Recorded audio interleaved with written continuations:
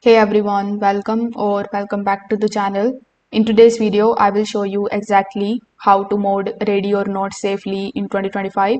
Now, one clear step at a time so you can add the new weapons, maps, or UI tweaks without breaking your game.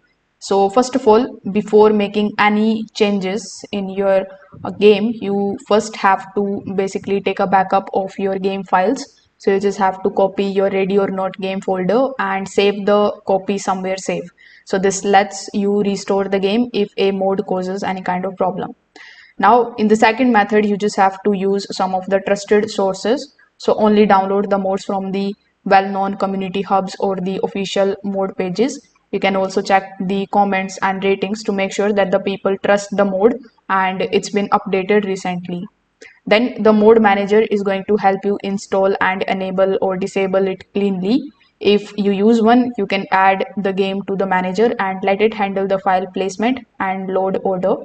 You can also follow the mode author's instructions. Usually you can copy the files into the game with the name mode or the content folder, or you can use the mode manager's install button, but always read the readme that comes with the mode.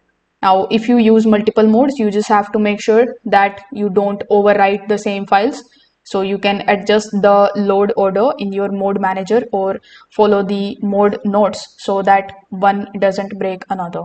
So by keeping all of these steps in line, you will be able to basically easily add modes in your game. If this video helped you out, make sure that you like this video and subscribe to the channel. Thanks for watching.